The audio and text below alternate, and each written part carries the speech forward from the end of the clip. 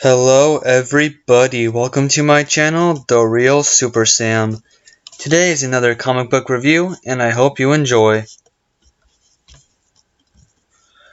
Fantastic Four Issue 4. The Submariners return to the world after being gone for 20 years before. It was on one of the biggest things to happen in Marvel Comics in the 60s, next to bringing back Captain America a few years later. I'm not a Submariner fan, but I don't hate him. Even after reading a lot of stories with him guest starring, I still don't like him, but I won't judge it based on my opinion. Last issue, the Human Torch left the Fantastic Four and went on his own, and the comic starts out with the Fantastic Four looking for him. The Human Torch runs into the Thing and yeah. He then hides again in the Bowery. Somewhere Hell gets lost in the crowd. He stays in a homeless shelter. There, he reads a comic about the Submariner, and some drunk guys tell him that there's a man as strong as he was staying there. The guy isn't shaven and gets attacked by the guys, but he throws them back.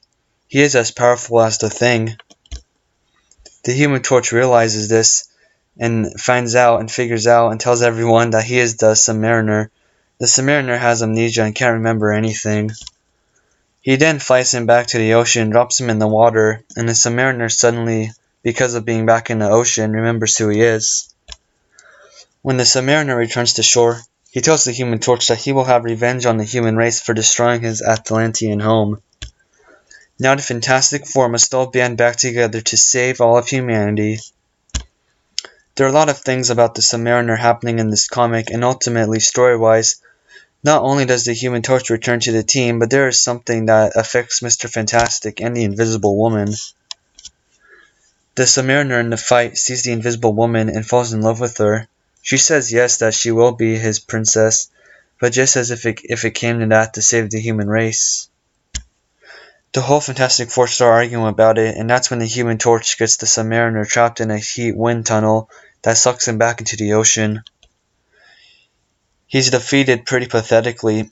I would think he would just fly back to fight them, but anyway, to the Fantastic Four, because I think they act a little bit bad here. They seem to just do what they want, if it's like for a good cause, even if it's only for them.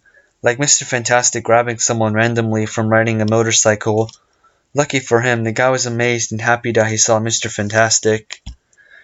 Luckily, the Thing is the Thing, because he just smashes through a garage and destroys the car to go after the torch, but they treat it like it's normal. The Submariner returning is the big part of the story, which I really like, making it seem more realistic, because he was really gone from comics for a long time, like in the story. He talks about his underwater kingdom, being the leader of the Atlanteans and having superpowers and powerful sea creatures that help him fight.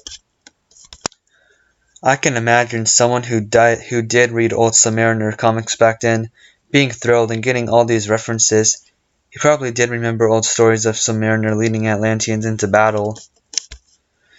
Yep, speaking of sea creatures, he uses a giant whale called Giganto, like the same name of the monster in the first issue, to wreck the city, like the Mole Man and the Green Giganto in the first issue. This was a